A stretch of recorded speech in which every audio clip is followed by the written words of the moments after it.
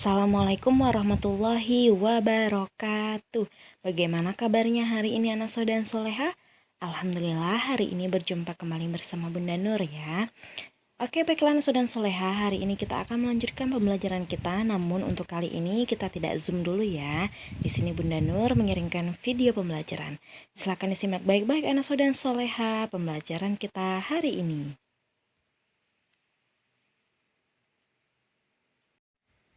Pernahkah Soda dan Soleha memperhatikan terjadinya hujan?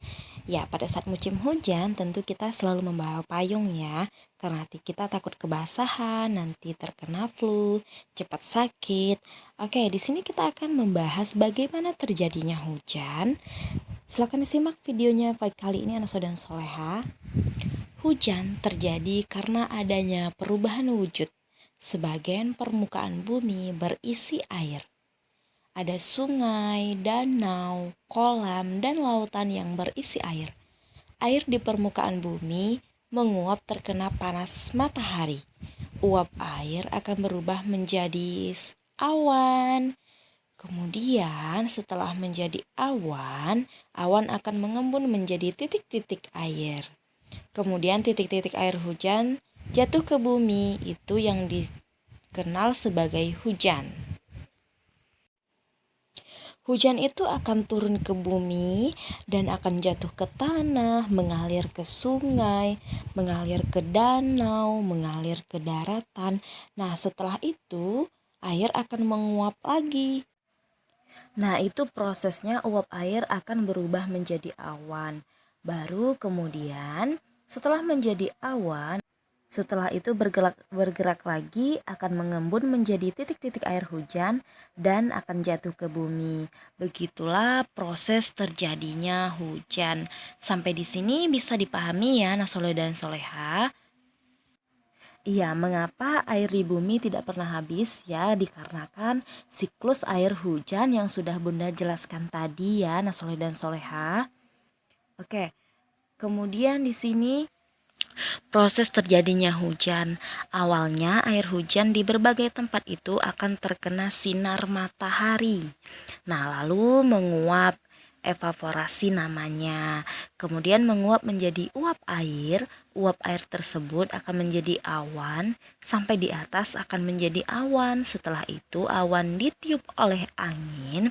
Setelah tertiup angin ini, nah maka terjadilah proses pengembunan. Lalu setelah proses pengembunan terjadilah bintik-bintik air hujan yang turun ke bumi. Itulah siklus terjadinya hujan. Perubahan wujud yang terjadi di sekitar kita merupakan perubahan alami anak dan soleha. Di sini perubahan yang terjadi di alam inilah yang patut kita syukuri.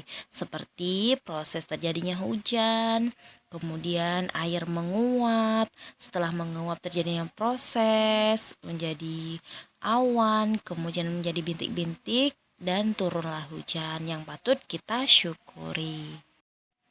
Di sini Bunda sudah menentukan urutan bagaimana proses terjadinya hujan.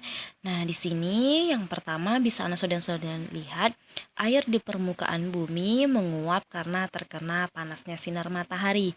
Kemudian uap air akan berubah menjadi awan. Kemudian ketiga, setelah itu terjadi proses pengembunan di mana uap air berubah menjadi titik-titik air. Kemudian yang keempat, butiran-butiran air jatuh di permukaan bumi dan air hujan yang jatuh ke bumi akan berkumpul dan kembali menguap. Sampai di sini bisa dipahami anak dan soleha? Siti hendak pergi ke rumah teman untuk mengerjakan tugas. Saat itu hujan turun dengan derasnya. Siti menunggu hingga hujan reda. Hujan turun sejak pukul 7.15 pagi dan berhenti pukul 9.10. Berapa lama hujan turun? Nah, dan soleha, hujan tadi turun jam 7 lebih 15 menit ya. Kemudian hujannya reda 9 lebih 10 menit. Maka untuk mencari tahu berapa lama hujan turun, nah awal hujan turun tadi pukul 7 lebih 15 menit. Nah, Untuk menuju ke pukul 8 dari pukul 7.15 menit itu membutuhkan waktu 45 menit. Kita tulis seperti ini dulu ya Naso dan Soleha. Kemudian dari pukul 8 ke pukul 9 itu membutuhkan waktu 1 jam.